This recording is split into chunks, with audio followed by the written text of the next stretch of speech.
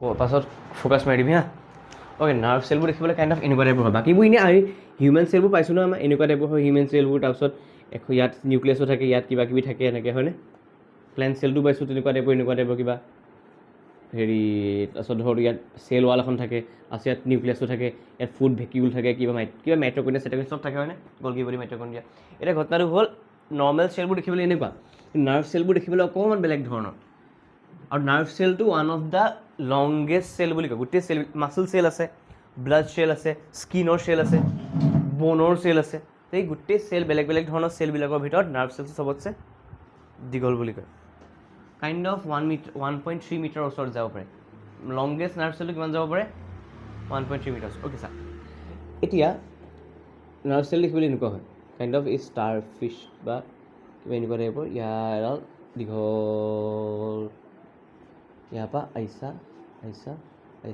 যায় ইয়াৰ টোপটোত এনেকুৱা চকলেট চিপছৰ নিচিনা এনেকুৱা লাগি থাকে অ'কে এতিয়া এনেকৈ এইটো ৰুটছৰ টাইপৰ এনেকৈ থাকে এইটো এনেকৈ থাকে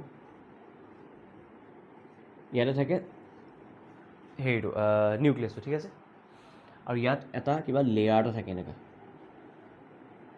অ'কে প্ৰত্যেকটো পাৰ্টৰ নামবোৰ জানিব লাগিব শুনিবি এই ৰুটছ নিচিনাবোৰক কয় ডেনড্ৰাইট কি বুলি কয় এই হেক্সাগনেল বস্তুটোক কয় চেল বডি কি বুলি কয় এই গোলটোক কয় নিউক্লিয়াছ আৰু এই দীঘলডালক কয় এক্সন AXON এক্সন ঠিক আছে আৰু এইবোৰ হৈছে নিউৰনৰ এণ্ড মানে এই নাৰ্ভ চেলটোৰ এণ্ড ঠিক আছে ইয়াৰ পাছতে আকৌ এনেকুৱা টাইপৰে আৰু এটা নাৰ্ভ চেল আহি যায় এনেকৈ নাৰ্ভ চেলবোৰ দীঘল হৈ থাকে ঠিক আছে কি হয় চা যেতিয়া আমাৰ ধৰ কোনোবাই গৰম বস্তু চলোঁ বা কিবা দুখ পালোঁ বা কিবা টেষ্ট কৰিলোঁ তেতিয়া কি হয় আমাৰ অৰ্গেনবোৰত আমাৰ বডিৰ পাৰ্টছবোৰত নাৰ্ভ চেল থাকে নাৰ্ভছ থাকে ঠিক আছে সেই নাৰ্ভবোৰৰ প্ৰথমতে ছিগনেলটো ৰিচিভ কৰে নাৰ্ভটোৱে ছিগনেলটো ৰিচিভ কৰে বুলি নহয় চা তোক খং কেতিয়া উঠিব কোনোবাই তোক জেকাই দিব জোকাই দিলে খং উঠিব গৰম কেতিয়া লাগিব কিবা গৰম বস্তু এটা লাগিব ন তো এইটোক কয় ষ্টিমুলি কি বুলি কয় ধৰ মোৰ স্কিনখন ষ্টিমুলেটেড হৈ গ'ল স্কিনখনত থকা নাৰ্ভ চেলবোৰ ষ্টিমুলেটেড হৈ গ'ল ষ্টিমুলি কোনে কৰিলে বা কোনে এফেক্ট কৰিলে মোৰ গৰম বস্তুটোৱে এতিয়া ঘটনাটো হ'ল মোৰ স্কিনত থকা বা মাছলত থকা নাৰ্ভ চেলটো ষ্টিমুলেট হৈ গ'ল এইটোক চেঞ্চৰী নাৰ্ভছ বুলি কয় কি নাৰ্ভছ বুলি কয় তাহাঁতি চেঞ্চটো পায় তাৰমানে তাহাঁতি কি কৰে সেই চেঞ্চটো লৈ গৈ ডাইৰেক্ট ব্ৰেইন পোৱাই দিয়েগৈ এতিয়া ঘটনাটো শুনিবি আৰু এটা কথা এটা ক'ম বাৰু এই যে ছিগনেল বা ষ্টিমুলি এটা পালে ই ষ্টিমুলেটেড হ'ল তেতিয়া কি হয় গম পাওঁ সেই ষ্টিমুলেটেডটো আমাৰ বডিত এটা ইলেক্ট্ৰিকেল ছিগনেল জেনেৰেট কৰে কি জেনেৰেট কৰে সেই ইলেক্ট্ৰিকেল ছিগনেল এই ডেনড্ৰাইটবোৰে পায় ঠিক আছে এই ডেনড্ৰাইটবোৰে তাৰপিছত চেল বডিত এটা কেমিকেল ৰিলিজ কৰে সেই ইলেক্ট্ৰিকেল ছিগনেলটো পাই ডেনড্ৰাইটবোৰে এই চেল বডিত কেমিকেল এটা ৰিলিজ কৰে সেই কেমিকেলটো চেল বডিৰ পৰা কাৰ মাজেদি গৈ থাকে একজনৰ মাজেদি কেমিকেলখিনি গৈ ইয়াত নাৰ্ভ এণ্ডত গৈ পেলাই কেমিকেল হিচাপে ব্লাডত বা কিবা ৰিলিজ কৰি দিয়ে এই ছেকেণ্ড নাৰ্ভ চেলটো পাম চাই ইয়াতে মই ছেকেণ্ড নাৰ্ভ চেল থৈ দিছোঁ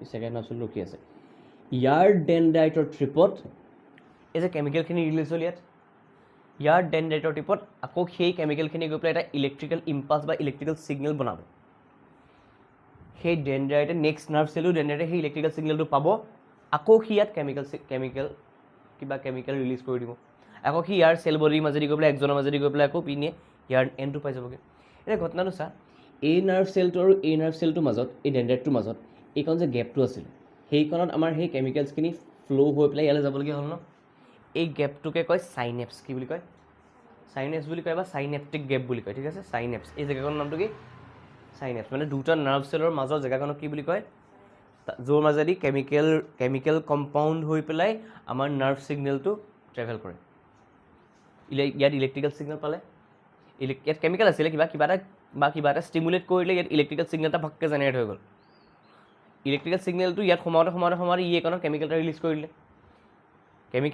কেমিকেলটো গ'ল চেল বডিৰ পৰা একজনলৈ গৈ নাৰ্ভ এণ্ড পালেগৈ নাৰ্ভ এণ্ডত কি কৰিলে আকৌ কেমিকেল এটা ৰিলিজ কৰি দিলে সেই কেমিকেলটো ছাইডত থকা নাৰ্ভ চেলটোৱে বা নাৰ্ভ চেলৰ ডেনড্ৰাইটটোৱে গম পাই গ'ল কেনেকৈ গম পাই গ'ল এই কেমিকেলটোৱে ডেনড্ৰাইটৰ ওচৰত গৈ পেলাই আকৌ এটা ইলেক্ট্ৰিকেল ছিগনেল বনাই দিলে ঠিক আছে মানে ইলেক্ট্ৰন দি দিলে আৰু কাৰণে তেনেকুৱা টাইপৰ ধৰ সেই ইলেক্ট্ৰনটো পাই পেলাই এই ডেনড্ৰাইটখিনিয়ে আকৌ এইখনত কেমিকেল কম্পাউণ্ড ৰিলিজ কৰিলে আকৌ সেই চেল বডিত গৈ আকৌ সেই এণ্ড পাই গ'লগৈ তেনেকৈ এটা নাৰ্ভৰ পৰা আন এটা নাৰ্ভৰ চেললৈ এনেকৈ চেঞ্চৰী নাৰ্ভছ বুলি কয়। কি নাৰ্ভছ বুলি কয়? সেই চেঞ্চৰী নাৰ্ভছবোৰ গৈ ব্ৰেইন পায়গৈ। এতিয়া আমি ব্ৰেইনে ডিচাইড কৰে যে কিবা এটা ছিগনেল আহিছে, সেই ছিগনেলটো ব্ৰেইনে ডিচাইড কৰে যে ভাল বস্তু নে বেয়া বস্তু নে, এতিয়া কি ডিচিশ্যন ল'ব লাগিব। এতিয়া ঘটনাটো শুনিবি, গোটেই চেপ্টাৰটো মই থুলমূলকৈ প্ৰথমতে ছামাৰাইজ কৰি দিছোঁ দেই। কিছুমান একশ্যন আছে যিবোৰ আমি ব্ৰেইনে প্ৰথম কথা থিংকিং বোলা বস্তুটো ব্ৰেইনে বহুত প্ৰচেছ কৰিবলগীয়া হয় যে ছিগনেল এটা আহিছে, সেই ছিগনেলটো ব্ৰেইনে আগৰ মেমৰিৰ লগত কম্পেয়াৰ কৰি চালে। আমি এটা বস্তু মিঠা টেঙা তিতা জ্বলা কেলেই ক'ব পাৰোঁ, কাৰণ আমাৰ সৰুৰ পৰাই মেমৰিটো আমাক শিকাই দিছে যিটো যে এইটো নেমু টেঙাটো টেঙা বুলি। সৰুৰ পৰাই যদি আমাক নেমু টেঙাটো তিতা বুলি শিকাহেঁতেন আমি তিতা বুলি ক'লোহেঁতেন। আমি কৈ দিছে কাৰণে আমি সেইটো গম পাওঁ। এতিয়া চা, সেইটো ব্ৰেইনে ৰিলেট কৰে, ভবাৰ পাছত আমি ডিচিশ্যন লওঁ কি কৰিব লাগে। এতিয়া গম পাওঁ নে, কেতিয়াবা নেমু টেঙাটো চুবাই দিওঁ যে, চুবোৱাৰ পাছত লগালগ ফেকি দিওঁ জানো, চুবাওঁ তিতা লাগিছে বুলি কয় মুখেৰে উলিয়াই থৈ দিওঁ। কিন্তু কিছুমান এনেকুৱা একশ্যন আছে যিবোৰ আমি গম নোপোৱাকৈ হঠাৎ হয়। যেনেকৈ গৰম বস্তুলৈ হাতখন নিজে নিজে আঁতৰি গুচি আহে। আমি ভাবিম তাৰপিছত হাতখন আঁতৰাই আনিম নেই কথা। কিবা তিতা খালোঁ, গম পালোঁ তিতা খালোঁ বুলি, তাৰপাছত আমি মেলাওঁ যি কওঁ আমাৰ মনত যি। কিন্তু এই যিটো ঘপককৈ হৈ যায় কামটো, যিটো আমাৰ চাৰিওফালে কিবা এনভাইৰমেণ্টত ঘপককৈ কিবা চেঞ্জ এটা হৈ গ'ল, তাৰ প্ৰতি আমি ৰেছপঞ্চ দিব লাগে। আমাৰ বডিয়ে যিটো ৰেছপঞ্চ দিয়ে সেইটোকে কয় ৰিফ্লেক্স একশ্যন। কি একশ্যন বুলি কয়? মানে ধৰ ঠাণ্ডা লাগিলে আঁতৰাই দিলোঁ, গৰম লাগিলে আঁতৰাই দিলোঁ, কিবা এটা দুখ পালোঁ এনেকৈ দি দিলোঁ, সেইবোৰ চব কি বুলি কয়? এইবোৰ ৰিফ্লেক্স একশ্যন। এটা কথা গম পাব লাগে যে ৰিফ্লেক্স একশ্যনত থিংকিংটো শ্ল' অকণমান আৰু কমপ্লেক্স প্ৰচেছ হয়। সি মানে এটা ছিগনেল গ'ল, সি ভাবিলে আগৰ মেমৰিৰ লগত কম্পেয়াৰ কৰিলে, তাৰপাছত আমি ডিচিশ্যন ল'লোঁ বা ব্ৰেইনে ডিচিশ্যন ল'লে কি কৰিব লাগিব।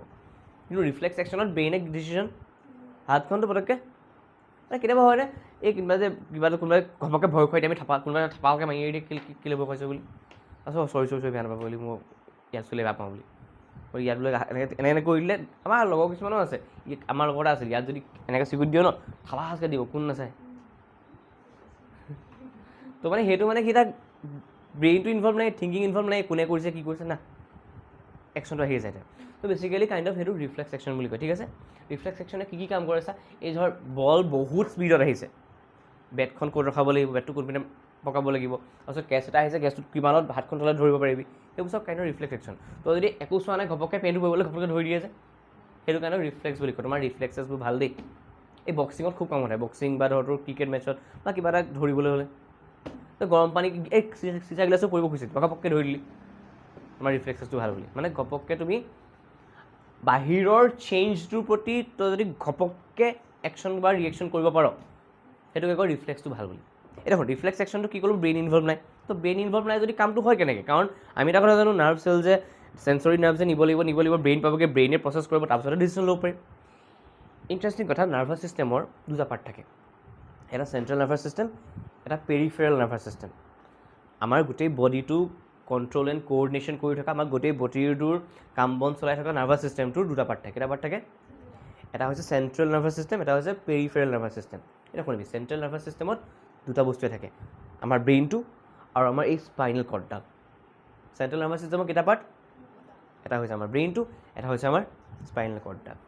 পেৰিফেৰেল নাৰ্ভাছ ছিষ্টেমত কি হয়? পেৰিফেৰেল নাৰ্ভাছ ছিষ্টেমত হয় ব্ৰেইনৰ পৰা আৰু স্পাইনেল কৰ্ডৰ পৰা বহুত এসোপা নাৰ্ভছ কাইণ্ড অফ ৰুটছ নিচিনাকৈ আমাৰ গোটেই বডিত ফেলি আছে।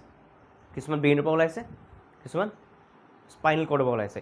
সেইবোৰক কয়, সেই গোটেই নাৰ্ভছখিনিক মিলাই পেলাই কয় পেৰিফেৰেল নাৰ্ভাছ ছিষ্টেম। কি নাৰ্ভাছ ছিষ্টেম?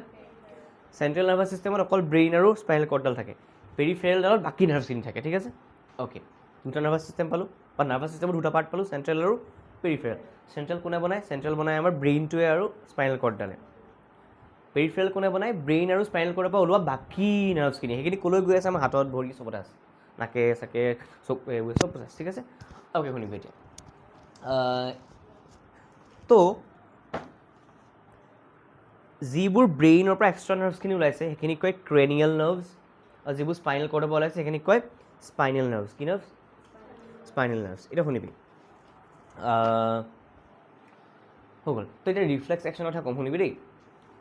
ৰিফ্লেক্স একশ্যনৰ কাৰণে কি হয়, আমাৰ বডিত ছালত থাকে চেঞ্চৰী নাৰ্ভছ, চেঞ্চ নাৰ্ভছ, হয়নে? চেঞ্চৰ নাৰ্ভছখিনিয়ে গৰম এজা বস্তু পালে লগালগ সি গ'ল, চেঞ্চটো গ'ল, নাৰ্ভ ইম্পালছ গ'ল, এইখন প্ৰথমতে ক'ত পালেহি? স্পাইনেল কৰ্ডডালত এইডাল যদি আমাৰ স্পাইনেল কৰ্ড দেখিবলৈ কাইণ্ড অফ এনেকুৱা, ঠিক আছে। ইয়াতে কি হয়, এই ধৰ এইটো এটা নাৰ্ভ চেল হয়, এইটো নাৰ্ভ চেল, এইটো এটা নাৰ্ভ চেল হয়, নাৰ্ভ চেলটোৱে ছিগনেল আনিলে, এইকণতে নাৰ্ভ চেলৰ ছিগনেল আনিলে, এইকণতে এটা মিডিয়েটৰ নাৰ্ভ চেল থাকে, এইকণতে তাৰমানে ইয়াৰ ছিগনেলটো এইটো নাৰ্ভ চেললৈ ৰিলে কৰি দিয়ে মানে ইয়াৰ পৰা এই ৰিলে ৰেছ খেলে যে ইয়াৰ এডাল লৈ পেলাই ইয়াক দি দিয়ে যে, তো অনা নাৰ্ভ ছিগনেলটো এইটো নাৰ্ভ চেলক দি দিয়ে। এতিয়া ঘটনাটো শুনিবি, এনেকৈ হাতৰ পৰা এনেকৈ অহা ছিগনেলটো চেঞ্চৰী নাৰ্ভছে আনে। স্পাইনেল কৰ্ডত এই ৰিলে নাৰ্ভছটোৱে চেঞ্চৰী নাৰ্ভৰ পৰা এই ছিগনেলটো লৈ পেলাই মটৰ নাৰ্ভ বোলা বস্তু এটাক দি দিয়ে। কিহত দি দিয়ে? মটৰ নাৰ্ভ ক'ত লাগি থাকে জানো? মটৰ নাৰ্ভৰ মাচলজত লাগি থাকে। ক'ত লাগি থাকে? মাচলজত। ধৰি লওঁ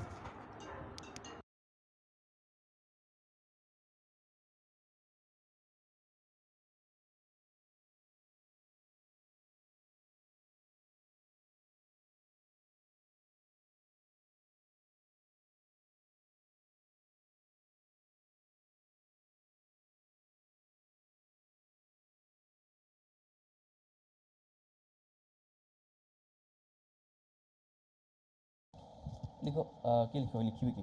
অঁ, তো বেচিকেলি সেই পিকচাৰখন চাব পাৰোঁ, পিকচাৰখন চাব পাৰোঁ তহঁতি যে লাইফ প্ৰচেছৰ পাছতে আছিলে, হাঁ এইখন, এইটো চা, এইটো এনেকৈ গৈছে দেখিছনে? আমাৰ হাতখনে গৰম বস্তু এটা চুলে, চেঞ্চটো গ'ল স্পাইনেল কৰ্ড পালেগৈ। স্পাইনেল কৰ্ডত সেই নাৰ্ভ ছিগনেলটো দুটা পাৰ্ট হয়। এটাটো স্পাইনেল কৰ্ডত এনেকুৱা এটা ৰিলে নাৰ্ভ এটা থাকে, সি চেঞ্চৰী নাৰ্ভৰ পৰা ডাইৰেক্ট ইনফৰ্মেশ্যনটো মটৰ নাৰ্ভক দি দিয়ে। মটৰ নাৰ্ভ ক'ত লাগি আছে? এই হাতৰ এই মাচল চেলবোৰ লাগি থাকে। তো কি হয়, ৰিফ্লেক্স একশ্যন কৰিবৰ কাৰণে ব্ৰেইনটোৱে যদি থিংকিং কৰিব লাগি যায়, আমাৰ হাতখন বেছি দেৰি লাগি থাকিব আৰু বেছি দেৰি গৰম হৈ যাব, বেছি জ্বলি যোৱা চান্স থাকে। যাতে ডেমেজটো কম হয় তাৰ কাৰণে সেই ব্ৰেইনৰ থিংকিং প্ৰচেছটো ভগৱানে এনেকৈ বনাই দিছে, তাৰমানে ব্ৰেইনটো সেই সময়ত ইনভল্ভ কৰিব দৰকাৰ, ঘপককৈ একশ্যনটো কৰিব লাগিব। তো ডাইৰেক্ট স্পাইনেল কৰ্ডতেই চেঞ্চৰী নাৰ্ভৰ পৰা গৈ পেলাই গৰমৰ ছিগনেলটো পালেগৈ, স্পাইনেল কৰ্ডতে এটা ৰিলে নাৰ্ভে মটৰ নাৰ্ভক কৈ দিলে যে হাতখন তৰাই আনা। তো সি মটৰ নাৰ্ভে মাচলটো আঁতৰাই লৈ গুচি আহিলে। চেঞ্চৰী নাৰ্ভে ছিগনেল গ'ল, স্পাইনেল কৰ্ডতে ৰিলে নাৰ্ভে চেঞ্চৰী নাৰ্ভৰ পৰা ছিগনেলটো মটৰ নাৰ্ভক দি দিলে যে হাতখন অঁতৰাই আনিব লাগে, অঁতৰাই আনিলে। এটা ছিগনেল ব্ৰেইনলৈ যায়, ভাবিছোঁ কেতিয়াবা কিবা এটা ফক্ক তাৰ পাছত তেতিয়াহে গম পাওঁ গৰম লাগিলে বুলি। মানে জাষ্ট ব্ৰেইনটোৱে জাষ্ট স্প্লিট ছেকেণ্ডৰ পাছত কাম কৰে। কেলৈ? ছিগনেলটো এনেকুৱা নহয় যে ব্ৰেইনলৈ যায়, কিন্তু একশ্যনটো হোৱাৰ পাছত যায়। কেতিয়াবা বস্তু ধৰাৰ পাছত বেলেগ ধৰিলোঁ দেই মই। তো ঘটনাটো কি হয়, ব্ৰেইনলৈ ছিগনেল যায়, কিন্তু সেই কামটো বা একশ্যনটো কৰোঁতে ব্ৰেইনটো ইনভল্ভ। তো ৰিফ্লেক্স একশ্যনত ব্ৰেইনটো ইনভল্ভ। আৰু এটা কথা, এই গোটেই ৰাস্তাটো যোনটো চেঞ্চৰী নাৰ্ভৰ পৰা ৰিলে নাৰ্ভ যে ইয়াত লাগি আছে, ইয়াৰ পৰা ডাইৰেক্ট আকৌ মটৰ নাৰ্ভলৈ আহিছে, এই গোটেই ৰাস্তাটোক কয় ৰিফ্লেক্স আৰ্ক। আৰ্ক মানে এইটো এটা চাৰ্কুলৰ এই চাৰ্কামফাৰেঞ্চৰ এটা পাৰ্টক এইটোক আৰ্ক বুলি কয়। এনেকুৱা বস্তুবোৰ কি বুলি কয়? আমাৰ ৰামধেনুখন এটা কাইণ্ড অফ আৰ্ক নিচিনা, ঠিক আছে। আৰ্ক বুলি কেলৈ কয়? কাইণ্ড অফ ইয়াৰ পৰা গৈ পেলাই আকৌ ইয়ালৈ গুচি আহে ন, মানে চেঞ্চৰী নাৰ্ভ যে ছিগনেল নিলে, ৰিলে নাৰ্ভে ইয়াক দি দিলে, মটৰ নাৰ্ভে আহি পেলাই কামটো কৰি দিলে। সেইটো আৰ্ক নিচিনা হৈ গ'ল নাই? সেইটো কি কয়? Reflex arc. কি বুলি কয়? এই গোটেই পাথটোক চেঞ্চৰী নাৰ্ভৰ পৰা ছিগনেল গৈ পেলাই বা ষ্টিমুলিছখিনি গৈ পেলাই আমাৰ ৰিলে নাৰ্ভৰ পৰা মটৰ নাৰ্ভলৈ গৈ পেলাই আমাৰ একশ্যনটো হোৱালৈকে গোটেই পাথটোক কয় ৰিফ্লেক্স আৰ্ক। আৰু ৰিফ্লেক্স আৰ্ক ক'ত কানেক্টেড থাকে? আমাৰ স্পাইনেল কৰ্ডৰ। ব্ৰেইনলৈ ছিগনেলটো যায়, বাট আমাৰ ৰিফ্লেক্স একশ্যনত থিংকিং প্ৰচেছটো ইনভল্ভ নাথাকে। তো ৰিফ্লেক্স একশ্যন আৰু থিংকিং প্ৰচেছ দুইটা দূৰ। ঠিক আছে। আৰু তাৰমানে ৰিফ্লেক্স একশ্যনত আৰু এটা বস্তু ইনভল্ভ নাথাকে। কি ইনভল্ভ নাথাকে? ব্ৰেইনে থিংক কৰে। তো ৰিফ্লেক্স একশ্যনত ব্ৰেইনটো ইনভল্ভ, ব্ৰেইনলৈ ছিগনেল যায়, বাট ব্ৰেইনৰ থিংকিংটো ইনভল্ভ নাথাকে। অ'কে, ৰিফ্লেক্স একশ্যন বুজিলি এতিয়া? ৰিফ্লেক্স একশ্যন বুজাৰ পাছত আমি সঁচাক শুনিম। আৰু এটা আমি ওপৰৰ পৰা কৈ দিওঁ যে অ'কে, এতিয়া হিউমেন ব্ৰেইনৰ পাৰ্টখিনি আমি পঢ়িব লাগিব যে হিউমেন ব্ৰেইনৰ ধৰটোৰ এইখিনি কয় ফৰ ব্ৰেইন, মিড ব্ৰেইন এইকণ থাকে আৰু হিন ব্ৰেইন এইকণ থাকে। তাতে চেৰিবেলাম, প'ন্স, মেডুলা চব বস্তু থাকে। আমাৰ বেলেঞ্চ ৰখাই পেলাই আমি খোজকাঢ়ি যোৱাত, চাইকেল চলোৱাত, বাইক চলোৱাত কোনে হেল্প কৰে? আমাৰ টেষ্ট, স্মেল, হিয়াৰিং, লুকিং বা চিয়িং, সেই গোটেই চেন্সবোৰ কোনে কণ্ট্ৰল কৰে? থিংকিং কোনে কণ্ট্ৰল কৰে? মেমৰি কোনে কণ্ট্ৰল কৰে? তাৰপিছত আমাৰ ব্লাড ফ্ল' কোনে কণ্ট্ৰল কৰে? সেইবোৰ ইনভলণ্টাৰী একশ্যন ভলণ্টাৰী একশ্যন কোনে কণ্ট্ৰল কৰে অ'কে এতিয়া চা ইনভলণ্টাৰী আৰু ভলণ্টাৰী কি বস্তু মই যে হাতখন এনেকৈ কৰি আছোঁ এইটো মই নিজৰ ইচ্ছামতে কৰি আছোঁ না কিন্তু হাৰ্টবিটখন ধাপ ধাপ ধাপ ধাপ মাৰি আছে সেইটো মোৰ ইচ্ছামতে কৰিছে জানো মোৰ যে ব্লাড ফ্ল' হৈ আছে হাতখনে ব্লাড ফ্ল' হৈ লাগিব এইবোৰ কি মোৰ নিজৰ ইচ্ছামতে হৈ আছে নাই হোৱা কিছুমান একশ্যন এইবোৰ একশ্যন মই নিজৰ মতে কৰি আছোঁ কিন্তু মোৰ ভিতৰৰ কিছুমান একশ্যন ডাইজেশ্যন হওক কি কয় অঁ সেইটো কি ইউৰিনেশ্যন ইউৰিন ফৰ্ম হোৱাটো কি আছিলে হে এক্সক্ৰিশ্যন অঁ ফিল্ট্ৰেশ্যন এক্সক্ৰিশ্যন ডাইজেশ্যন সেইবোৰ চবতো আমাৰ নিজৰ ইচ্ছামতে নেই হতা হাৰ্টবিট মোৰ নিজৰ ইচ্ছামতে নহয় ব্লাড ফ্ল' নিজৰ ইচ্ছামতে নহয় থিংকিং প্ৰচেছটো নিজৰ ইচ্ছামতে নহয় তো ঘটনাটো হ'ল সেইবোৰ চব ইনভলিউণ্টাৰী একশ্যন কি একশ্যন আমি ভলণ্টিয়াৰ কৰিব নোৱাৰোঁ আমি তাক কণ্ট্ৰল কৰিব কিন্তু হাতেৰে লিখা তাৰপিছত গান গোৱা কথা কোৱা ভলিউম কম বেছি কৰা আমাৰ নিজৰ হাতখন কেনেকৈ কৰা ভৰিটোক খোজকঢ়া মোচকঢ়া সেইবোৰ চব নিজৰ ইচ্ছামতে কৰিব পাৰোঁ সেইবোৰক ভলণ্টাৰী একশ্যন বুলি কয় ঠিক আছে অ'কে তো ব্ৰেইনৰ কিছুমান পাৰ্টে ভলণ্টাৰী একশ্যনত হেল্প কৰে কিছুমান পাৰ্টে ইনভলণ্টাৰী একশ্যনত কণ্ট্ৰল কৰি থাকে ঠিক আছে তো ব্ৰেইনৰ পাৰ্টখিনিৰ কথা পঢ়িব লাগিব এতিয়া আমি তাৰপিছত আৰু এটা কথা পঢ়িব লাগিব শুন এতিয়া মই যে ক'লোঁ এই নাৰ্ভৰ কামখিনি কাৰ দ্বাৰা হয় ইলেক্ট্ৰিকেল ইম্পালছৰ দ্বাৰা মই যে গৰম লাগিলে তাত ইলেক্ট্ৰিকেল ছিগনেল এটা বনি পেলাই গোটেই ঘপকৈ হ'ল কামটো হৈ গ'ল কিন্তু কথা এটা এতিয়া আমি যে গ্ৰ' হ'ব লাগিব আমি দেখিবলৈ এনেকুৱা হ'ব লাগিব আমাৰ ভইচটো এনেকুৱা হৈ যাব লাগিব আমাৰ বডিত থকা চুগাৰ লেভেলটো মেইনটেইন থাকিব লাগিব সেই ঘটনাবোৰ বা সেই বস্তুবোৰ কণ্ট্ৰল কৰিবলৈ ন এনেকুৱা ইলেক্ট্ৰিকেল ইম্পালছে কাম আমাৰ কৰিলে নহ'ব কেলৈ কওঁনে আমাৰ বডিৰ গোটেই পাৰ্টবোৰত নাৰ্ভ চেল একে এমাউণ্টত ক'ৰবাত কম আছে ক'ৰবাত বেছি আছে এতিয়া ইয়াত বেছিকৈ লগাই থাকিলে ইমান দুখ নাপাওঁ কিন্তু যদি মই ক'ৰবাত এনেকৈ চিকুট দিওঁ ন বেছি দুখ পাওঁ বা এনেকৈ থাকিলে বেছি দুখ পাওঁ নাকটো ঘুচা মাৰিলে বেছি দুখ পাওঁ ইয়াত যদি এনেকৈ মাৰি থাকিলেও ইমান দুখ নাপায় সেইকাৰণে কাণচেপা ধৰি থাকিবলৈ পাৰিব কাণচেপা দিয়ে এই কাণচে ইমান বেছি দুখ নাপায় ইয়াত দিলেও আৰু দুখ নাপায় চুলিত চিগি থাকিলে একো দুখ নাপায় টানি দিলে কিন্তু দুখ পায় চুলিত একো নাৰ্ভ ছাৰ চুলি গুৰিত স্কেল্পখনত আছে তো ঘটনাটো হ'ল আমাৰ চব জেগাতে বডিৰ চব পাৰ্টত একে এমাউণ্টৰ নাৰ্ভ নাই তো নাৰ্ভ চেলছ যেতিয়া নাই তেতিয়াহ'লে আমাৰ যদি আমি গ্ৰ' হ'ব লাগে তো নাৰ্ভৰ দ্বাৰা যদি সেই গ্ৰ'থটো কৰিবলৈ যাওঁ গোটেই বডি ইকুৱেল গ্ৰ'থ হ'ব পাৰিবনে নোৱাৰে কাৰণ চব জেগাতে নাই আৰু কোনোবা এটা কেমিকেল যদি বোলে আমি কিবা এটা খাইছোঁ সেই খোৱা বস্তুখিনি ডাইজেশ্যন হৈ পেলাই মোৰ গোটেই জেগাতে প্ৰ'টিন পাবগৈ লাগিব তো নাৰ্ভে নি থাকিলে কামটো আমাৰ চব জেগাতে ইকুৱেল এমাউণ্ট অফ নাৰ্ভছ নাই এটা ঘটনাটো হ'ল আমাৰ সেই গ্ৰ' হ'বৰ কাৰণে তাৰপিছত ধৰ তোৰ সেই বডি চুগাৰ কণ্ট্ৰল কৰিবৰ কাৰণে আৰু বাকী বডি বেলেগ বেলেগ বেমাৰ আজাৰৰ পৰা ৰক্ষা কৰিবলৈ বেচিকেলি আমাৰ বডিত ইলেক্ট্ৰিকেল ইম্পালছে কাম দিব কেলৈ কয় ইলেক্ট্ৰিকেল ইম্পালছটো নাৰ্ভ চেলে এবাৰ জেনেৰেট কৰি দিয়াৰ পাছত নেক্সট টাইম জেনেৰেট কৰিবলৈ নাৰ্ভ চেলটোক টাইম লাগে ধৰচোন ইয়াত দুখ পালে ন দুখ পোৱা জেগাতে যদি মাৰি থাকে দুখ নোপোৱা হৈ যায় বহুত বেছিকৈ দুখ পালে ইয়াত আজি তাকটোক দি থকা একো ফিলেই হোৱা নাইচোন বুলি ঘৰ কিবা এটা ইয়াত এইখন মই হেঁচা মাৰি থাকিলে ইমান দুখ চুখ ক'ত যদি হাতখন চেপা খাই আহিলি আৰু যদি মই চিকুটিও থাকোঁ একো ফিল নহয় কাৰণ তাত নাৰ্ভ চেলকেইটা কি হৈ আছে এতিয়া নাৰ্ভ চেলে ইলেক্ট্ৰিকেল ইম্পালছ জেনেৰেট কৰিব পৰাকৈ এবল হৈ উঠাই নাই আৰু এটা কথা ইলেক্ট্ৰিকেল ইম্পালছ জেনেৰেট কৰিবলৈ অকণ বেছিকৈ এনাৰ্জিৰ প্ৰয়োজন হয় সেই এনাৰ্জিটো এবাৰ নাৰ্ভ চেলছে ইলেক্ট্ৰিকেল ইম্পালছ জেনেৰেট কৰি খৰচ কৰি দিলে গোটেই বডিতে আকৌ সেইটো পঠিয়াবলৈ হ'লে আকৌ নাৰ্ভ চেলে এনাৰ্জি ল'ব লাগিব খাই বৈ পেলাই আকৌ এনাৰ্জি পাব লাগিব আকৌ ইলেক্ট্ৰিকেল ইম্পালছ জেনেৰেট কৰিব লাগিব তো এনি টাইম ইলেক্ট্ৰিকেল ইম্পালছ পঠিয়াই থকাটো নাৰ্ভ চেলৰ কাৰণে পচিবল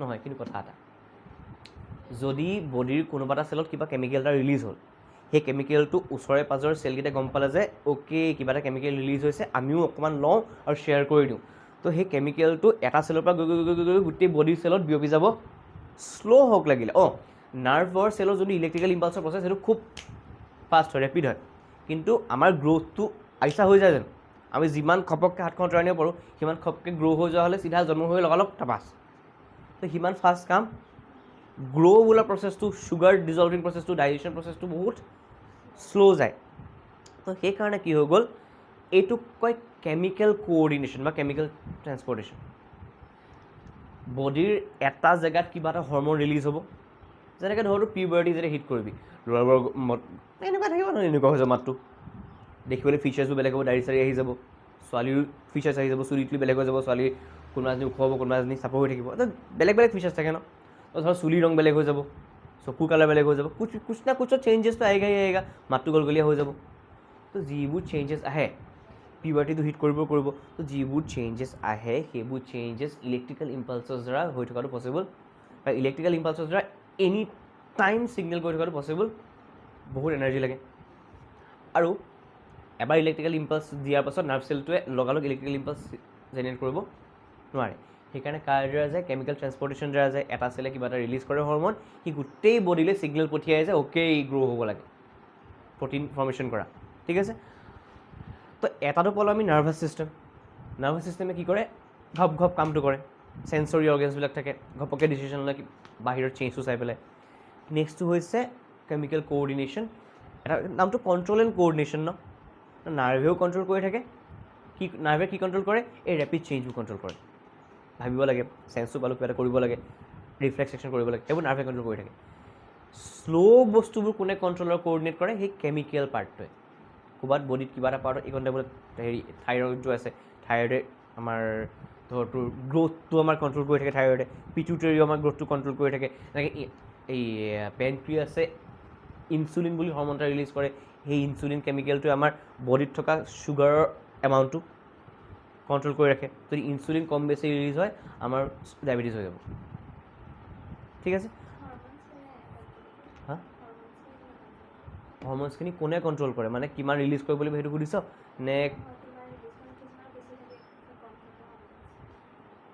মানে একজেক্ট সেইটো ব্ৰেইনে কণ্ট্ৰল কৰে। ব্ৰেইনে কণ্ট্ৰল কৰে মানে চা, ব্ৰেইনৰো কিছুমান পাৰ্টত চা, আল্টিমেটলি আমাৰ গোটেই বডিটো ন ৰিফ্লেক্স একশ্যনৰ বাহিৰে, আমাৰ আল্টিমেটলি গোটেই বডিটো চব কামবোৰ কোনে কণ্ট্ৰল কৰি থাকে, ব্ৰেইনে। তো কিমান এমাউণ্টৰ হৰম'ন ৰিলিজ কৰিব লাগিব, কি কৰিব লাগিব, এইটো কোন চেল আমাৰ কি কয় তোমাৰ পেনক্ৰিয়াছ। পেনক্ৰিয়াছ চেলে ন, পেনক্ৰিয়াছত কিছুমান চেল আছে, সেই চেলছখিনিয়ে গম পাই যায় যে ব্লাডত কিমান এমাউণ্ট অফ চুগাৰ আছে এতিয়া, ঠিক আছে। সেই ভগৱানে বনাইছেই নেকি। এতিয়া এইটো সুধিব যদি কয় পেনক্ৰিয়াছত সেই চেলবোৰ ক'ৰ পৰা আহিলে, প্ৰথমতে আমাৰ বডিটোৰ বিল্ডটোৱে এনেকুৱা যে পেনক্ৰিয়াছৰ চেলে গম পাই যায়। এতিয়া কেলেনো এট দ্য ফাৰ্ষ্ট প্লেচ সেই চেলটো পেনক্ৰিয়াছতে লাগি আছে, হেৰি স্মল ইণ্টেষ্টাইনত কেলে নাই, তাৰ কোনো আনচাৰ নাই। তো পেনক্ৰিয়াছত আছে কাৰণে পেনক্ৰিয়াছেই ইনচুলিন ৰিলিজ কৰিব পাৰে। সেই বস্তুটো অকণমান ব্ৰেইনেও কণ্ট্ৰল এটা কৰে, কিন্তু ব্ৰেইনে ইমানখিনিও কণ্ট্ৰল নাই, আৰু এইটো মানে নিজে নিজে হৈ থাকে বস্তুটো, ঠিক আছে।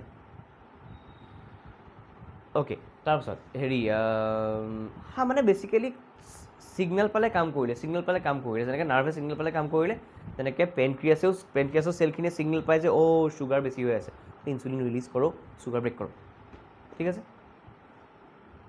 সেইটো সুধিছিলি ইনচুলিন কিমান কম বেছি ৰিলিজ কৰিব লাগে, হয়নে? যদি চুগাৰ কম থাকে ইনচুলিন কম ৰিলিজ কৰিব, চুগাৰ বেছি থাকিলে ইনচুলিন বেছি ৰিলিজ কৰিব ভাঙিবলৈ। কোনে কণ্ট্ৰল কৰে সেইটো? পেনক্ৰিয়াছত থকা চেলবিলাকে। চব চেলে নহয় আকৌ, যোনটো চেলে ব্লাডত কিমান চুগাৰ আছে গম পায়। কি সুধিব খুজিছ ক?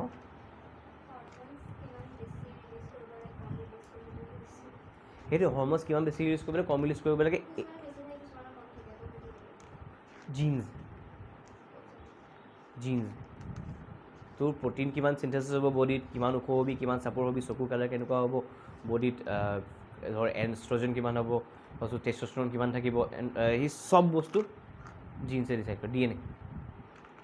কাৰোবাৰ যদি জন্ম হওঁতে যদি কিবা এটা DNA মডিফিকেশ্যন হৈ গ'ল, চাবিচোন কিছুমান ছোৱালী ন, অবভিয়াছলি ল'ৰা ছোৱালী চবৰে ফেচিয়েল হেয়াৰ থাকিয়ে থাকে, কিন্তু কিছুমান এগৰাকী দুগৰাকী ছোৱালী আছে তাহাঁতৰ গোটেই ফেচত হেয়াৰ আছে, চ' ল'ৰাও এনেকুৱা আছে গোটেই ফেচত হেয়াৰ আছে, ঠিক আছে।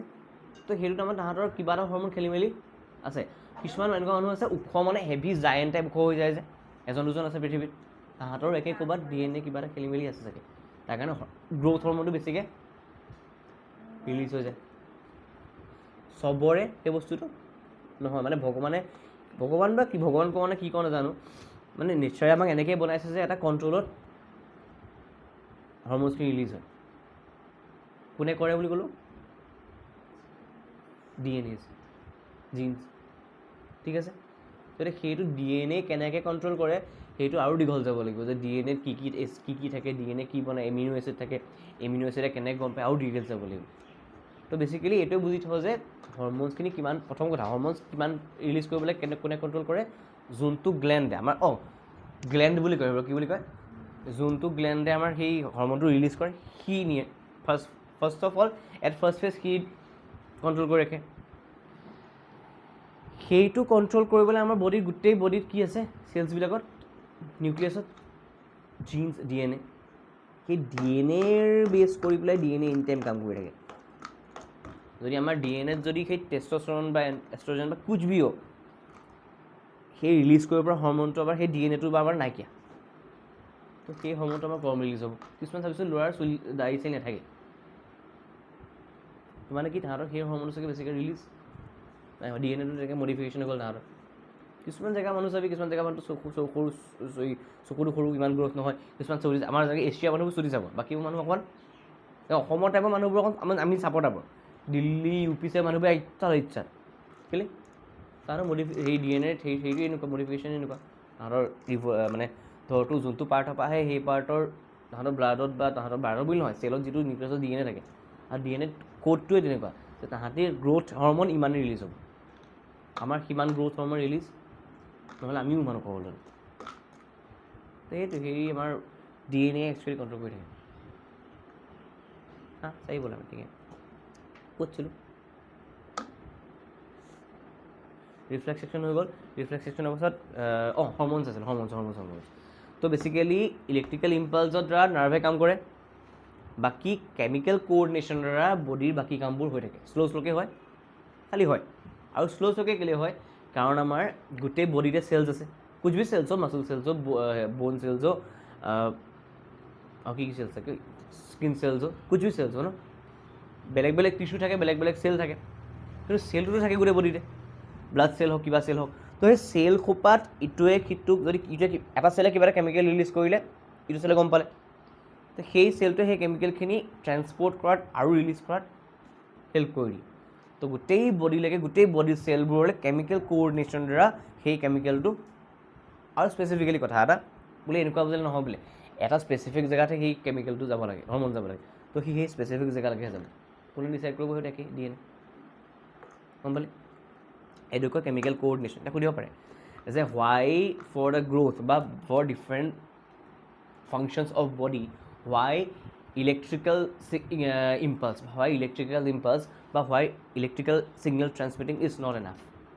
তো কেলৈ ক'ম ইলেক্ট্ৰিকেল যদি ছিগনেল বনিবলৈ হয় বা ট্ৰান্সমিট কৰিবলৈ হয় ইনফৰ্মেশ্যন বা কুছ ভি, ইলেক্ট্ৰিকেল ছিগনেল এবাৰহে জেনেৰেট কৰিব, তাৰ পাছত সেই চেলটো আকৌ ৰিছেট হ'ব, ঠিক আছে। আৰু ইলেক্ট্ৰিকেল আৰু নাৰ্ভ চেল আৰু ইলেক্ট্ৰিকেল ছিগনেল কোনে নিয়ে, নাৰ্ভছে নিয়ে।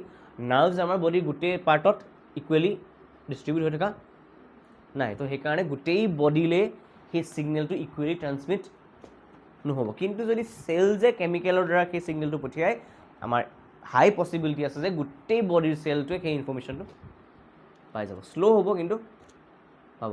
আৰু সেই কেমিকেল ৰিলিজটো বা কেমিকেল ট্ৰেন্সপৰ্টেশ্যনটো এনি টাইম হৈ থাকিব পাৰে, ইলেক্ট্ৰিকেল ইম্পালছ চেণ্ডিংটো এনি টাইম হৈ থাকিব নোৱাৰে। ओके वही हो गया। ओके হিউমেনৰ ইতনা হি থা, এতিয়া আমি গোটেই লাইন বাই লাইন পঢ়িম বাৰু, জাষ্ট খালি ওপৰৰ পৰা কৈ আছোঁ। আৰু এটা বস্তু আছে নিউৰোমাস্কুলাৰ জাংচন, কি জাংচন নিউৰোমাস্কুলাৰ জাংচন, যেনেকৈ দুটা নাৰ্ভ চেলৰ মাজত চাইনেপছ বুলি ক'লোঁ যে নাৰ্ভ চেলৰ জাংচন বুলি কয় সেইটো, নাৰ্ভ চেলৰ জাংচনটোক চাইনেপছ বুলি কয়, ঠিক আছে। আৰু নাৰ্ভ চেলবোৰ ক'ত লাগি থাকে যেতিয়া একশ্যন কৰিবহি, এইটো আমাৰ হাতখন যেনিবা ইফেক্টৰ মানে প্ৰথমতে ৰিচিভ কৰিলে তাক ৰিচিপ্টৰ বুলি ক'লে, নাৰ্ভ চেলখিনি আমাৰ ৰিচিপ্টৰ, চেঞ্চৰী নাৰ্ভখিনি ৰিচিপ্টৰ, সেই ছিগনেলটো গৈ পেলাই আমাৰ ইয়াৰ স্পাইনেল কৰ্ড বা ব্ৰেইন কেনিবা পাবগৈ, তাৰপিছত আমি আকৌ সি পঠিয়াব যে মটৰ নাৰ্ভছখিনি দিব, যে মটৰ নাৰ্ভছখিনি কৈ দিলে যে তই মাছলক কগে যে কণ্ট্ৰেক্ট হৈ যাব, ঠিক আছে। এতিয়া সেই মটৰ নাৰ্ভছখিনিয়ে কাক ক'বহি, আমাৰ হাতৰ মাছলছখিনিক ক'বহি, সেইটোক কয় ইফেক্টৰ। মানে ইফেক্টটো ক'ত দেখিলোঁ, মোৰ হাতত দেখিলোঁ, ছালখন শ্ৰিংক হৈ গ'ল, মাছলছখিনি শ্ৰিংক হৈ গ'ল, মাছলখিনি এক্সপাণ্ড হৈ গ'ল, সেইটো ক'ত দেখিলোঁ, মই হাতত দেখিলোঁ, সেইটোক কয় ইফেক্টৰ। এটা আছে ৰিচিপ্টৰ, এটা আছে ইফেক্টৰ। ৰিচিপ্টৰে ছিগনেলটো ৰিচিভ কৰে, চেঞ্চৰী নাৰ্ভে নি পেলাই ব্ৰেইন বা স্পাইনেল কৰ্ড যায়, তাৰপিছত এটা আকৌ ঘূৰি আহি পেলাই মটৰ নাৰ্ভ যদি আহি পেলাই মাছলছত কাম কৰে, সেইটো কওঁ আমাৰ ইফেক্টৰ, য'ত আমাৰ এই কামটো হয়হি হাতখন যেনিবা, ঠিক আছে। নেক্সট কথাটো হৈছে আমাৰ এই নাৰ্ভ চেলছবোৰ আহি পেলাই যে মাছলছত লাগি আছে, মাছলৰ চেল আছে, নাৰ্ভৰ চেল আছে, সেই নাৰ্ভ চেলটো আহি পেলাই য'ত এইটো হৈছে মাছল চেল, এই যে গুলপেট দেখিছ সেইটো ব্লাড মাছল, এই নাৰ্ভ চেলটোৰ এণ্ডটো আহি পেলাই এই মাছলটো লাগি আছে হয়নে? এই দুইটা বস্তুৰ মাজৰ জেগাটোকে নিউৰোমাস্কুলাৰ জাংচন কয়। কি কৈছে এখনক? এই নাৰ্ভ চেলটো আৰু এই ব্লাড কেপিলাৰী বা মাছলটোৰ মাজৰ জেগাটোকে কয় নিউৰোমাস্কুলাৰ জাংচন। তাতে কি হয়, নাৰ্ভ চেলৰ পৰা মাছল চেললৈ ইনফৰ্মেশ্যনটো ট্ৰেন্সমিট হৈ যায়। নাৰ্ভ চেলে কি দিয়ে? নাৰ্ভ চেলে ইলেক্ট্ৰিকেল ইম্পালছ দি পেলাই এটা কেমিকেল ৰিলিজ কৰি দিয়ে। সেই কেমিকেলটো মাছলটোত ৰিলিজ হয়। মাছলটো চেল নহয় জানো? সেই চেলটোৱে সেই কেমিকেলটো ডিটেক্ট কৰি লয় আৰু চেলটোৱে তাৰ একৰ্ডিংলি শ্ৰিংক বা এক্সপাণ্ড হৈ যায়। ঠিক আছে? চেল যে ইলেক্ট্ৰিকেল ইম্পালছৰ কাম বেলেগ চেল যে ইলেক্ট্ৰিকেল ইম্পালছৰ কাম নকৰে, নাৰ্ভ চেলে কৰে। বাকীবোৰ চেলে নাৰ্ভ চেলৰ ইলেক্ট্ৰিকেল ইম্পালছ দি যে কেমিকেল এটা ৰিলিজ কৰি দিলে, সেই কেমিকেলটো চিনি পায় তাৰমানে চেলটোৱে, মাছল চেলছটোৱে। তো সেই মাছল চেলছটোৱে সেই কেমিকেলটোৰ প্ৰতি তোৰ ৰেছপন্স দিব। ঠিক আছে? অ'কে, যেনেকৈ এতিয়া চা, আমাৰ এনিমেলৰ এই কামবোৰ কথা কৈ আছোঁ মই। এতিয়া শুনিবি, এনিমেলৰ কেইটামান গ্লেণ্ড আছে বহুত ইম্পৰ্টেণ্ট। এটা কথা পেনক্ৰিয়াছ ক'লোৱে, পেনক্ৰিয়াছে কি কৰে? ইনচুলিন ৰিলিজ কৰে। তেনেকৈ পিটুইটাৰী এটা গ্লেণ্ড আছে যিয়ে গ্ৰ'থ হৰম'ন ৰিলিজ কৰে। আকৌ থাইৰইড গ্লেণ্ড এটা আছে, থাইৰইড বুলি গ্লেণ্ড এটা আছে। থাইৰইড গ্লেণ্ডে তোৰ আমাৰ থাইৰক্সিন হৰম'ন ৰিলিজ কৰে। থাইৰক্সিন হৰম'ন সেই ৰিলিজটো আমাৰ এটা বাহিৰৰ পৰা কিমান আমাৰ যে হৰম'নটো ৰিলিজ হৈছে নহৈছে সেইটো আৰু এটা বস্তুৱে ডিপেণ্ড কৰে কিন্তু দেই। আমি হৰম'ন ৰেগুলেশ্যন ভালকৈ তেতিয়াহে হ'ব, মানে যিমানটো এমাউণ্টত লাগে সিমানটো এমাউণ্টত তেতিয়াহে ৰিলিজ হ'ব যেতিয়া আমি খানাটো ভালকৈ খাম। ইটছ লাইক এটা মেচিনে ডেইলি 500টা পেকেট বনাব পাৰে যেতিয়া সেই মেচিনটোৱে প্ৰপাৰ কাৰেণ্ট আৰু প্ৰপাৰ ফুৱেল পায়। মানে তাৰ তেল ভৰাই থোৱা আছে মেচিনটোত, সি মেচিনটোৱে গোটেই দিনটো কাম কৰি আছে। কিন্তু মই তেলেই ভালকৈ দিয়া নাই, আজি কাৰেণ্টেই ভালকৈ অহা নাই, সি 500টা পেকেট বনাব পাৰিব জানো? 500টা পেকেট বনোৱা মানে তাৰ কণ্ট্ৰল। 500তে বেছি বনাই দিলে তাৰমানে তাৰ মেচিনটো গৰম হৈ যাব, গৰম হৈ পেলাই মেচিনটো কিবা ভিতৰত বেয়া হৈ যাবও পাৰে। এতিয়া ঘটনাটো হ'ল, যদি আমি ফিউল ভালকৈ নিদিওঁ, কাৰেণ্ট নাই আমাৰ ঘৰত বা আমাৰ ফেক্টৰীত আজি, তো আমাৰ 500টা পেকেট বনিব জানো? কেতিয়াবা যদি অ'ভাৰ কাৰেণ্ট আহি যায়, অ'ভাৰ ফিউল দি দিওঁ, এই মেচিনটো বেছিকৈ চলি পেলাই গৰম হৈ যোৱাৰ চান্স এটা আছেনে? আছে যে শ্বৰ্ট চাৰ্কিট হৈ যায়, বেছি কাৰেণ্ট আহি গ'ল। তো ঘটনাটো কি হ'ল, আমাৰ যোনবোৰ আমাৰ গ্লেণ্ডবোৰ তেনেকুৱা। আমি যদি প্ৰপাৰ এমাউণ্টত চাহি টাইপ কা ফুড নাখাওঁ, তেতিয়াহ'লে আমাৰ হৰম'ন ৰিলিজতো আমাৰ অকণমান দিগদাৰী হয়। তো লাগিলে যিমান হেল্ডি হৰম'ন নহওক বা যিমান গ্লেণ্ডটো হেল্ডি নাথাকক, তই যদি ভাল খানা নাখাৱ, তোৰ গ্ৰ'থ এনেও নাই, হয়নে? যি দি খাই থাকিলে আমাৰ এনেও নাপাব ন, নিউট্ৰিয়েণ্টছটো নাপাব। নিউট্ৰিয়েণ্টছ কি হয়? প্ৰথমতে ইণ্টেষ্টাইনত যায়, গোটেই নিউট্ৰিয়েণ্টছবোৰ যায়। নিউট্ৰিয়েণ্টছবোৰ ক'ত যায়? চেললৈ যায়। চেলে গৈ পেলাই জেগাত দিয়েগৈ। সেই তাৰ পৰা আমাৰ হৰম'ন চিক্ৰেট কৰা গ্লেণ্ডবোৰে ছিগনেল পায় যে এতিয়া হৰম'ন এটা ৰিলিজ কৰিব লাগে। হৰম'ন ৰিলিজ কৰা মানে কি? হৰম'ননো কি? এটা টাইপৰ কেমিকেলহে। কেমিকেল কেতিয়া ৰিলিজ কৰিব? যেতিয়া কেমিকেল বনাবলৈ কি লাগিব? ফুড আৰু এনাৰ্জি লাগিব। ফুডেই যদি নাখাওঁ ভালকৈ, এনাৰ্জি যদি নাপাওঁ ভালকৈ, তো কাহেকৈ হৰম'ন ৰিলিজ কৰিব ভালকৈ? হ'ব জানো? নহয়। আৰু সেইটো লাহে লাহে কি হৈ যায় জানো? এটা জেনেৰেশ্যনেল মানে চাপ এটা থাকে। যদি তোৰ 3টা 4টা 5টা 6টা 7টা 8টা জেনেৰেশ্যন ধৰি যদি তোৰ হেৰিতে ভুগি আছে, মানে তোৰ মাল নিউট্ৰিশ্যনে হৈ আছে, 10 নম্বৰ জেনেৰেশ্যন 12 নম্বৰ জেনেৰেশ্যনটো তোৰ DNA মডিফাই হৈ যাব কাইণ্ড। ইটছ লাইক মানুহৰ আগত নেজ আছিলে, মানুহৰে আছিল ন, নেজ থাকে জানো এতিয়া? কিন্তু মানুহৰ টেইল বনডাল এতিয়াও আছে। আছিলে, ইউজ নোহোৱা হৈ গ'ল ন এতিয়া, তো মডিফাই হৈ যায় DNAটো। আমি এটা নেজল ওলাই জানো? আমাৰ নোলাই নহয়। তো আমাৰ কাইণ্ড অফ অলপমান DNA চেঞ্জ আহি গ'ল। ধৰ আমি যদি আগতে এনেকৈ বেকটো হেঞ্চ কৰি পেলাই খোজকাঢ়িছিলোঁ, চিধা হৈ যোৱাৰ লগে লগে আমাৰ ভাৰ্টিব্ৰেল কি হৈ গ'ল? এইটোৰ পৰা চিধা হৈ গ'ল হয়নে? তো সেইবোৰ আমাৰ চব চেঞ্জ, ইভলিউশ্যনেৰী চেঞ্জ। ঠিক আছে? যদি সেইটো জেনেৰেশ্যন যদি এটা প্লেচৰ মানুহ যদি খাবলৈ পোৱা নাই, মালনিউট্ৰিশ্যনে ভুগি আছে, তাৰ পাছৰ কেইটামান জেনেৰেশ্যনৰ পৰা লাহে লাহে বাচ্চাবোৰৰ কিবা বেমাৰ হ'বলৈ আৰম্ভ কৰি দিব, জন্মতেই কিবা এটা হৈ আহিব, তেনেকুৱা হ'ব। ঠিক আছে? এতিয়া ঘটনা এই হেৰি এখন আমাৰ চিটি এখন আছে ভোপাল, যে ভোপালৰ গেছ ট্ৰেজেডি হৈছিল যে, ভোপাল শুনিছ? ভোপালৰ এটা গেছ ট্ৰেজেডি হৈছিলে। সেই গেছ ট্ৰেজেডিটোৰ কাৰণে সেই তাত ইউটিউবত মাৰি চাবি, বহুত মানুহৰ ন জন্মতে ল'ৰা ছোৱালীবোৰ সেই মানে ডিচেবল জন্ম হয়, ডকুমেণ্টাৰী আছে। ঠিক আছে? আৰু এটা হয়, এই য'ত ইউৰেনিয়াম খান্দে, নিউক্লিয়াৰ পাৱাৰ প্লেণ্টৰ কাৰণে য'ত ইউৰেনিয়াম খান্দে তাৰ সেই জেগাটো বহুত ৰেডিঅ' এক্টিভ হৈ থাকে আৰু য'ত সেই পাৱাৰ প্লেণ্টবোৰ থাকে তাত তাহাঁতি নিউক্লিয়াৰ ৱেষ্টবোৰ য'তে ত'তে দি পেলাই দিয়ে ন ইমানটো ৱেষ্ট মেনেজমেণ্ট চিষ্টেম নাই তাৰ কাৰণে ওচৰ পাজৰ গোটেই গাঁৱে পাৱে এৰিয়াবোৰৰ মানুহবোৰৰ কাৰোবাৰ হাতখন সৰু কাৰোবাৰ কিবা বোলে চকুত মূৰটো ডাঙৰ কাৰোবাৰ চকুটো কিবা কাৰোবাৰ ব্ৰেইনটো ডেভেলপ নহ'লে একদম ক'ৰবাত যোৰ ক্ৰম'জম বা DNA চেঞ্জ হৈ যায় গোটেই বস্তু ইমানেই কেমিকেলি এক্টিভ বস্তু বাৰু একে পাছৰ কথা কি কৈ আছিলোঁ অঁ তো ঘটনাটো হৈছে সেইটো হৰম'নছ আৰু এইটোৱে আৰু বেচিকেলি গোটেই বস্তুটো হৰম'নছে আমাৰ গ্ৰ'থটো বেচিকেলি হৰম'নছে ডিচাইড কৰি থাকে আমি কি হ'ম ঠিক আছে তাৰপিছত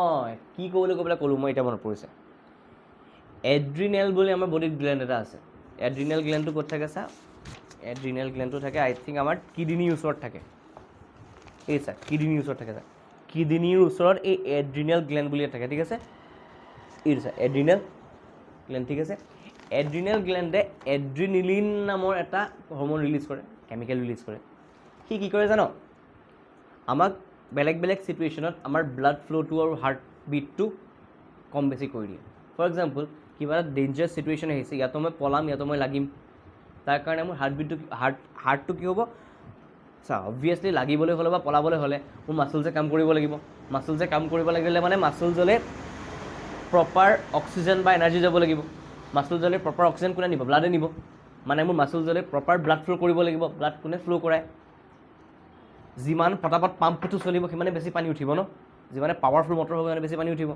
তো এড্ৰিনেলিন হৰম'নে ডাইৰেক্ট ক'ত এফেক্ট কৰে হাৰ্টত এফেক্ট কৰে হাৰ্টটো বেছিকৈ পাম্প কৰাই তাৰপিছত দুগ হৈ যায় বেছিকৈ গোটেই বডিৰ য'ত য'ত দিব লাগে সেই পাৰ্টবোৰলৈ ব্লাডটো ফ্ল' হৈ যায় আৰু চেলবোৰে অক্সিজেন পাই যায় ইয়াতো মই পলাম ইয়াতো মই লাগিম তো দুইটাৰ কাৰণে মোক ফুল এনাৰ্জি লাগিব তো সেই কামটো কোনে কৰি দিয়ে এড্ৰিনেলিন হৰম'নে কোনে কয় যে ন কাৰোবাৰ যদি খুব দম দি থাকে বা অকণমান কথা জক উঠি থাকে ঘোচা মাৰিব লাগে যে তোৰ মানে এড্ৰিনেলিন বা ধৰ তোৰ কথা না বতৰা নাই পগলা নিচিনা কাম কৰিব লাগি গৈছে কি হৈছে ইয়াৰ মানে ধৰিব পৰা নাই হেপী মানে হেপী তো এড্ৰিনেলিন ৰাছ বুলি কয় মানে কথা না বতৰা নাই কিনো খালা জানো একদম কামেই কৰি আছে দিনটো বুলি এড্ৰিনেলিন ৰাছ ঠিক আছে এনেকুৱা টাইপৰ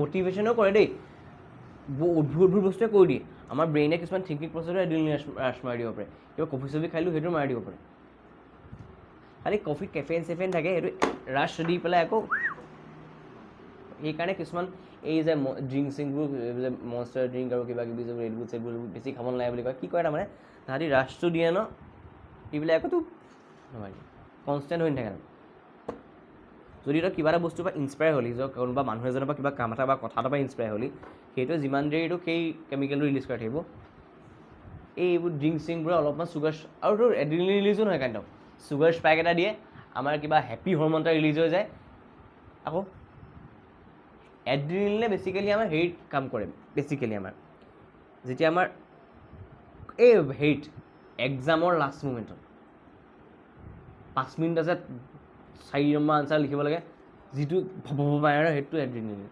কাৰণে সেইটো লিখিহে আহিম সেইটো এড্ৰিনেলিন ঠিক আছে অ'কে আভি আৰু এতিয়া আমি হৰম'নছৰ কথা পাতিলোঁ এইটো কিতাপৰ লাষ্টৰ পাৰ্টি আছিলে অথনি বা প্লেনছ অথনি বা এনিমেলছ আৰু হিউমেনছৰ কথা পাতি আছোঁ এতিয়া আহিম প্লেনছ কি আহিম প্লেনছ দেখিছোঁ যে আমাৰ যেনেকৈ হাতখনত গৰম বস্তু লাগিলে আমি হাতখনত আনো তেনেকৈ এজোপা লাজুকী বন্ধ টাচমিনত প্লেণ্ট এটা আছে মিমোছা প্লেণ্ট নে কি বুলি কয় বন্ধ হৈ যায় এতিয়া ঘটনাটো হ'ল সি কেনেকৈ গম পালে তাত কি হৰম'নছ আছে নি বা কিবা তাত কিবা নাৰ্ভ চেল আছে নি প্ৰথম কথা গছত ক'ৰবাত নাৰ্ভ চেল থাকিব নাথাকে তো সি কাহাছে গম পালে সেইটো কথা এটা গছত নাৰ্ভ চেলটো নাৰ্ভ চিষ্টেমটো গছৰ নাৰ্ভ চিষ্টেম নাথাকে তাৰ আকৌ জাইলিম ফ্লেম পেৰেণ্ট কামা সেইবোৰে থাকে এটা কথা কিন্তু জানো যে গছৰটো চেল থাকে চেলত কেমিকেল থাকে কেমিকেলৰ লগতে ৱাটাৰো থাকে এতিয়া শুনিবি এই মিমোছা প্লেনটো বা টাচমিনত প্লেনটো জাপ খাই যায় কেনেকৈ প্ৰথম কথা চাবি তই যদি ইয়াত চুৱ ন এইকণ জাপ নাখায় গোটেইখনে জাপ খাই গৈছে তো মানে এইকণতো মই চোৱাও নাছিলোঁ এইকণ কেলৈ জাপ খালে তো ঘটনাটো হ'ল য'ত মই চুম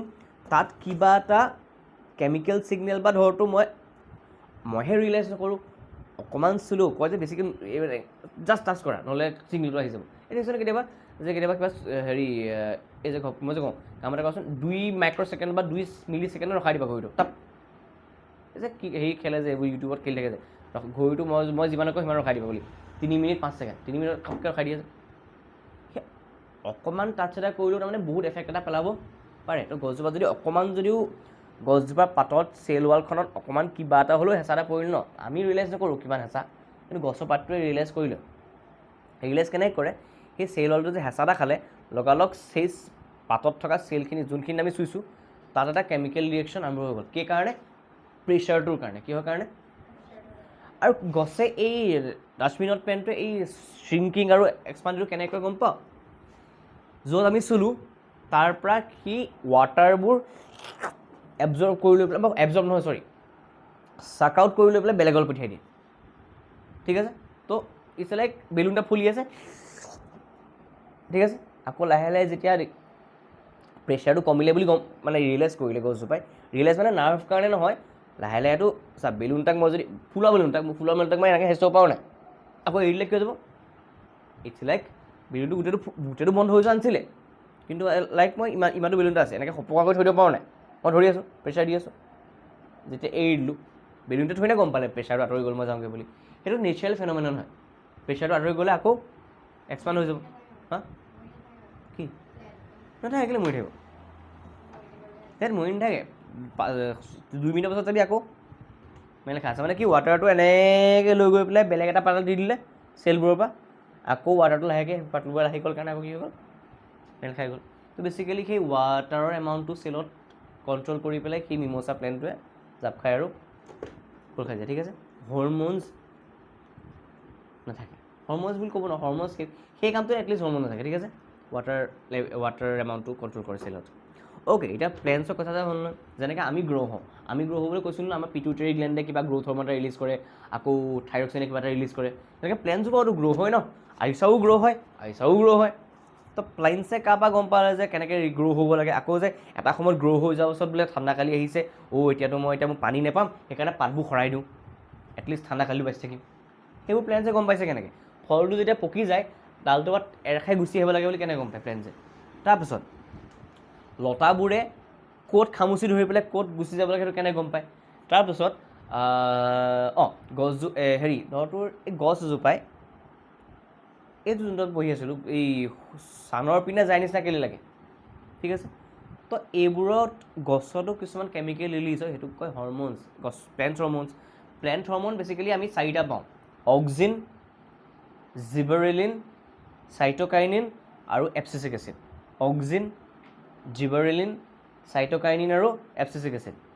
এই এপচিচিক এচিডটো খুব স্পেচিয়েল হয়, এই তিনিটাই গ্ৰ'থ কৰাই, ই গ্ৰ'থ ৰখায়, ইংৰাজীত বলেতো গ্ৰ'থ ইনহিবিটৰ, ইনহিবিট মানে বন্ধ কৰি দিয়ে, গ্ৰ'থ ৰেষ্ট্ৰিক্ট কৰে, গ্ৰ'থ ৰখাই দিয়ে। ই কি কৰে, পাত চাত শুকাই গ'লে পাতটো ঠাৰিটো সৰি পৰে, আমাৰ যে ডিম্পাত চিম্পাতবোৰ হৈ থাকে, আৰু কোনটো হৰম'নৰ কাৰণে হয়, বেচিকেলি হৰম'ন মানে কেমিকেলি, নামটো কি এপচিচিক এচিড।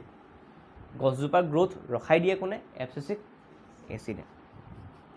এতিয়া শুনিবি কথা এটা, উইল্টিং অফ লিভছ, পাতকেইটা শুকাই পৰি পেলাই পৰি যোৱা, সেইটো উইল্টিং অফ লিভছ বুলি কয়, আৰু এটা ৱৰ্ড পাইছিলোঁ অকণমান দেৰি আগতে।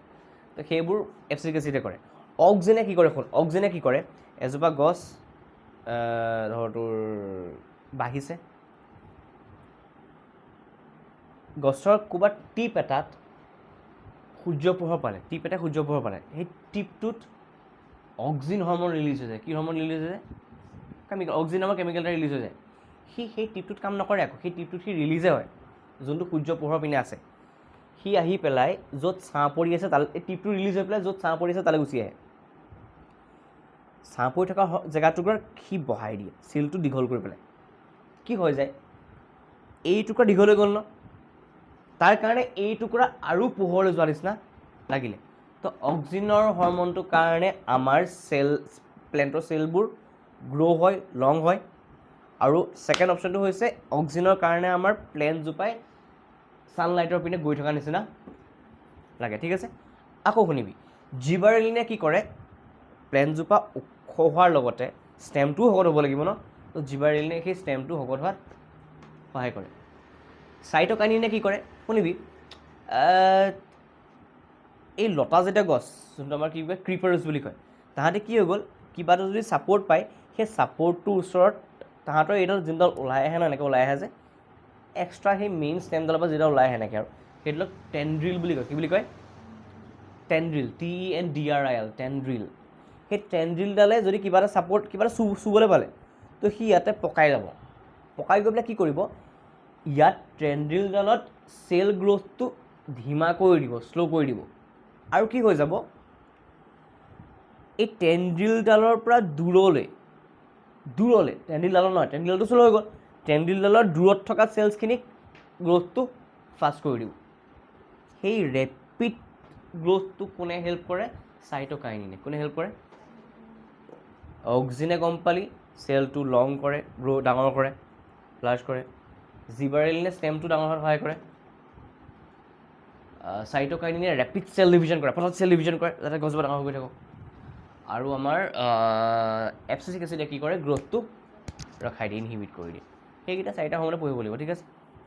তাৰপিছত প্লেণ্টে আৰু এটা বস্তু দেখায়, সেইটো হৈছে ট্ৰপিজম। যেনেকৈ আমাৰ নাৰ্ভছে বেলেগ বেলেগ ছিগনেলছৰ কাৰণে বেলেগ বেলেগ একশ্যন দেখায়, প্লেণ্টছেও কিছুমান বেলেগ বেলেগ বাহিৰৰ এফেক্টৰ, বাহিৰৰ চেঞ্জৰ কাৰণে প্লেণ্টছেও তাৰ প্ৰতি ৰেছপঞ্চ দিয়ে।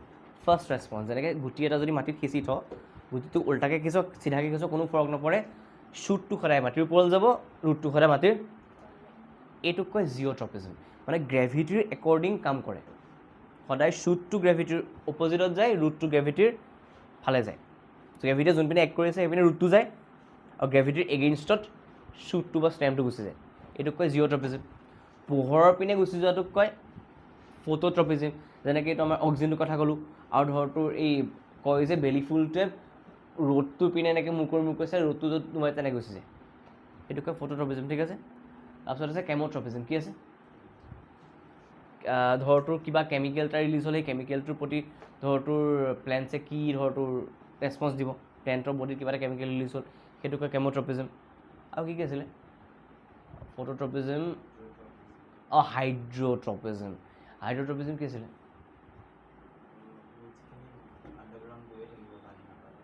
একজেক্টলি, মানে পানী নোপোৱালৈকে ৰুটছখিনি যদি গ্ৰ' হৈ গৈ থাকে সেইটোক কয় হাইড্ৰ'ট্ৰপিজম। কি বিচাৰি গৈ থাকে, পানীৰ ছিগনেল বিচাৰি গৈ থাকে, একজেক্টলি। আৰু এটা বস্তু আছিল হাইড্ৰ'ট্ৰপিজমত, আৰু এটা বস্তু আছিলে বুজা,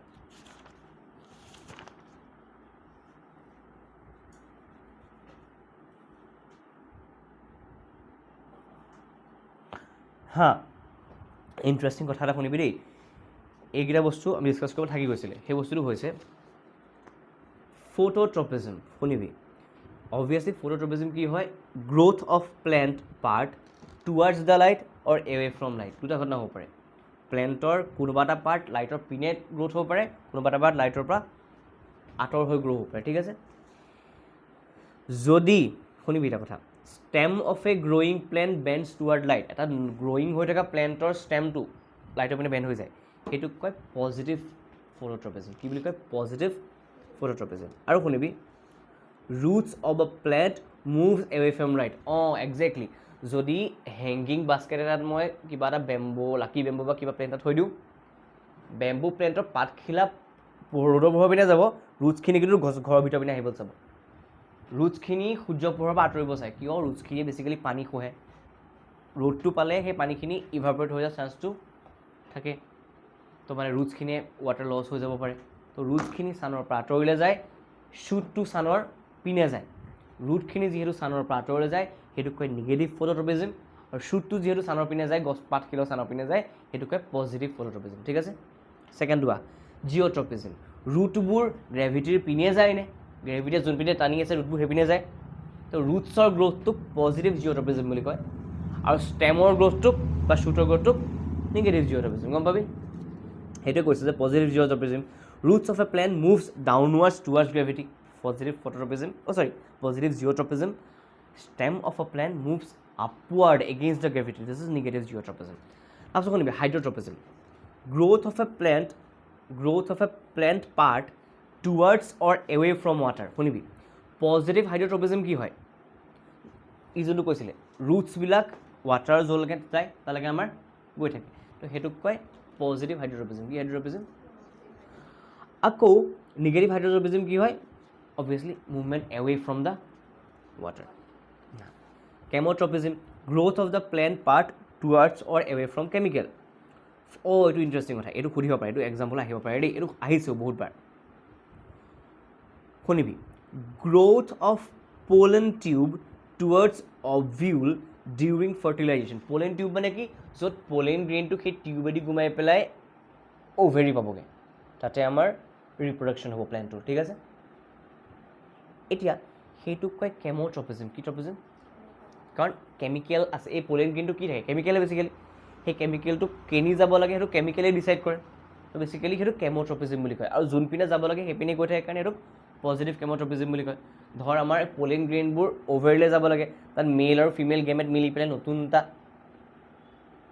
বনাব, জাইগোট বনাব, ধৰ তোৰ নতুন ফ্লাৱাৰ এটা বনিব বা নতুন কিবা চিড এটা বনিব, সেইটোক কয় পজিটিভ কেম'ট্ৰপিজম, ঠিক আছে। নিগেটিভটো কি হয়, movement away from the chemical, ঠিক আছে। আৰু movement away from the chemical negative কেম'ট্ৰপিজমৰ এক্সাম্পল চাওঁ, মই পাহৰিছোঁ নিগেটিভ কেম'ট্ৰপিজম এক্সাম্পল।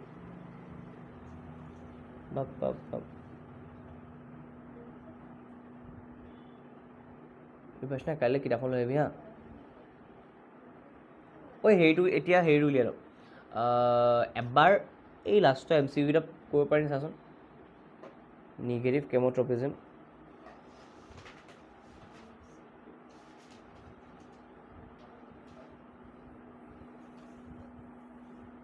অঁ ইণ্টাৰেষ্টিং কথা, ৰুটছৰ কথাই আছে, কি আছে শুনিবি দেই। A common example of a plant of negative chemotropism is roots elongating away from the highly concentrated and harmful acids or toxic metals in the soil.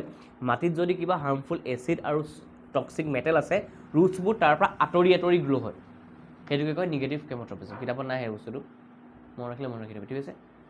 যে মাটিত অভিয়াছলি এচিড আৰু হাৰ্মফুল কেমিকেল থাকিব পাৰে, ৰুটছবোৰ তাৰ পৰা বাচি বাচি তাৰ পৰা দূৰলৈ গ্ৰ' হয়, সেইটোক কয় নিগেটিভ কেম'ট্ৰপিজম। মানে কেমিকেলখিনি ফালে যোৱা নাই, কেমিকেলখিনিৰ পৰা দূৰলৈ গৈছে, সেইটো কথা। ঐ এম চি কিউত আছে ছোৱালী, 3টা এম চি কিউ আছে, বৈদ্য ইজি এম চি কিউ, কিতাপত চাচোন পাৰিবি নাই। প্ৰথমটো কি আছে, which of the following is a plant hormone. Obviously insulin নহয়, হিউমেন হৰমন হয়। থাইৰক্সিন হিউমেন হৰমন হয়, অষ্ট্ৰজেন হিউমেন হৰমন হয়। চাইটোকাইনিনে কি কৰে, আমাৰ ৰেপিড চেল ডিভিজন কৰে, কাৰ, প্লেণ্টত, ঠিক আছে।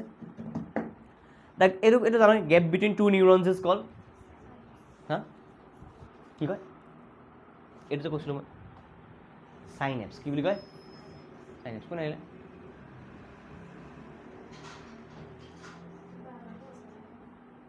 অঁ বুলি কয়, ইয়ালৈ মনে গ'লে।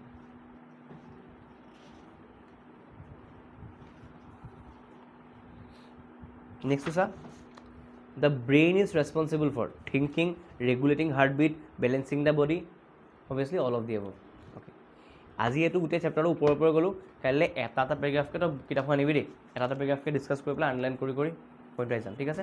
আৰু তহঁতৰ কাৰণে তেতিয়া কি কৰিব পাৰিবি, তহঁতক মই এই লেচনটো কুৱেশ্যন চাকি লিখি দিবি, তেতিয়া আমি ডিছকাছো কৰি দিম, ভালো হৈ যাব। অ'কে, এতিয়া মেথছ উলিয়া ল'ৰা, আমি তুমি क्या करने वाले हो? ओए बंद कर देना प्लीज।